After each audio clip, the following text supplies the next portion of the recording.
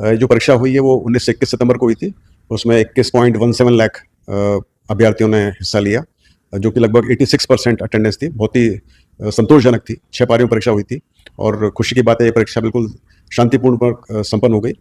छुटपुट कुछ इश्यूज थे, जैसे कोई किसी ने प्रयास किया डमी आने का या कहीं और डमी बैठा हुआ था, या कुछ चेहरों का मिलान का इशू था, कोई एक बच्चे के पास स्मार्ट वॉच मिली थी। ऐसे करके छुटपुट थी, लेकिन ज़्यादा कोई इशू नहीं था और मुझे बहुत खुशी है कि सब कुछ ठीक हो पाया। और इसका जो सब श्रेय जाता है वो 38 जिला प्रशासन को जाता है, जिन्होंने परीक्षा अच्छे से करवाई, शांतिपूर्वक करवाई, और साथ साथ में कैंडिडेट्स को भी, जिन्होंने बहुत ही धैर्य से अपने परीक्षा दी और जो कुछ कमियां थी उनको भी उन्होंने ओवरलुक किया, नज़रअंदाज किया और शांतिपूर्ण तरह से परीक्षा दी। तो ये एक टीम एफर्ट था, जिसके अंदर कर्मचारी चयन बोर्ड, जिला प्रशासन और कैंडिडेट्स सब ने मिलजुल कर कार्रवाई की और खुशी की बात है सब कुछ ठीक हो गया। सर 6 पारियों में परीक्षा का आयोजन हुआ है, किस तरह से परिणाम तैयार होगा? अब चूंकि ये परीक्षा 6 पारी में हुई है तो नेचुरली इसमें नॉर्मलाइजेशन करना पड़ेगा, और जैसे आप सबको मालूम है कि नॉर्मलाइजेशन के लिए हमने नया फार्मूला इस्तेमाल कर रहे हैं, जो कि हमने जेल प्रहरी परीक्षा से शुरू कर दिया था। उससे पहले हम लोग जेड फार्मूला का इस्तेमाल करते थे, जो कि मीन बेस्ड फार्मूला होता था, लेकिन अब हमने नया फार्मूला अडॉप्ट किया था। उसका नाम है इक्विपर्सेंटाइल फार्मूला, और इस फार्मूले को हम इस्तेमाल करेंगे। जेल प्रहरी में कर चुके हैं, उसका परिणाम बहुत अच्छा रहा था, सभी उससे सेटिस्फाइड थे।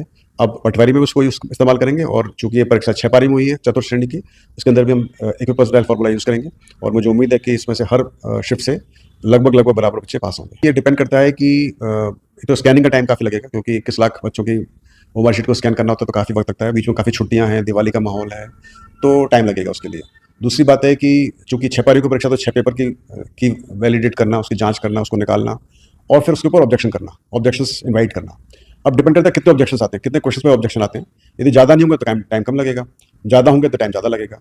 बाकी पूरा प्रोसीजर, चाहे परीक्षा 100 बच्चे करें, चाहे इसमें 1 लाख बच्चे हों, पूरा प्रोसेस वही होता है परिणाम निकालने का। तो सिर्फ जो टाइम ज़्यादा लगता है वो लगता है या तो स्कैनिंग के अंदर, या फिर क्वेश्चन पे कितने ऑब्जेक्शन लगते हैं उसके ऊपर। तो उस पर डिपेंड करेगा कि कब तक हम इसको कर पाएंगे। हमारा वैसे प्रयास दिवाली से पहले करने का था या है अभी भी, लेकिन डिपेंड करता है कितने ऑब्जेक्शन आते हैं और क्या रहता है। जारी करने का प्रयास चल रहा है अभी। उसके अंदर कुछ उसमें कुछ इश्यूज थे, खास करके एक्स सर्विसमैन के पदों के लेकर, बैकलॉग पदों को लेकर, तो उस पर कार्रवाई चल रही है। तो जैसे ही वो उसकी अर्थना पूरी तरह से हमारे पास तैयार हो जाती है, मिल जाती है, तो फिर हम उसका विज्ञापन जारी कर सकते हैं। तो कोई चेंज नहीं है, तय समय पर परीक्षा होने का पूरा प्लान है। वीडियो परीक्षा 2 नवंबर को है, उसमें लगभग 5.5 लाख अभ्यर्थी हिस्सा ले रहे हैं, और हमारा प्लान इसको एक शिफ्ट में कराने का है, और 38 जिलों में परीक्षा होगी, तो उसकी तैयारी चल रही है। और उसके बाद में फिर 6 नवंबर को परिचालक भर्ती, जिसमें लगभग 1.1 लाख यानी 1,10,000 बच्चे बैठेंगे, और वो भी एक ही पारी में है, और वो हम 7 जिलों में कराने का प्लान कर रहे हैं। तो उनकी तैयारी चल रही है और सब कुछ रेडी है। टाइम से परीक्षा होगी, कोई चेंज नहीं होगा। आप सब देख चुके हैं, जैसे अभी आज न्यूज़पेपर में पढ़ा था हमने कि एक कैंडिडेट, एक टीचर जो पिछले 28 साल से वो सर्विस में था, उसको रिटायरमेंट के सिर्फ 7 दिन पहले उसको अभी निलंबित किया गया है, क्योंकि उसने एक फर्जी बीएड डिग्री लगाई थी जो पकड़ी गई। तो आपके माध्यम से बोलना चाहूँगा कि आप तैयारी करें, अपने खुद की मेहनत पर भरोसा रखें, और आपके पास यदि पात्रता की शर्तें पूरी करें तभी आप परीक्षा में बैठें। यदि आप पात्रता की शर्त पूरी नहीं कर रहे हैं, आपने कोई फर्जीवाड़ा करने की प्रयास किया है, गलत कैटेगरी में बैठने का प्रयास कर रहे हैं, तो आप पकड़े जाएंगे और आपको नुकसान होगा। तो अच्छा होगा कि आप बाद में नया फॉर्म भरें और सही चीज़ें लिखें। इसके अंदर हमने ऑब्जेक्शंस मिले हैं और काफ़ी सारे ऑब्जेक्शंस हैं, तो ऑब्जेक्शन निकलने के बाद ही बता सकते हैं। एक्चुअली डिपेंड करता है, ऑब्जेक्शन को निस्तारण बहुत जरूरी होता है, क्योंकि उसके लिए एक्सपर्ट्स को बनाना पड़ता है, एक्सपर्ट्स की अवेलेबिलिटी होती है, तो कई सारी चीज़ें इसमें देखनी पड़ती है। तो यदि हमारे ऑब्जेक्शन ज़्यादा नहीं होते हैं तो कम होते तो जल्दी होता है, ज़्यादा होते हैं और उसमें एक्सपर्ट्स मिल जाते हैं तो फिर दिक्कत नहीं होती है। तो देखते हैं, अभी कुछ कह नहीं सकते कब तक निकाल पाएंगे। जैसे मैंने बताया, प्रयास हमारा पटवारी का दिवाली से पहले का ही था, अभी भी है, ये देखते हैं कितना जल्दी कर पाते हैं। आज ही कर दिया है कि 2 उसमें एजेंडा थे।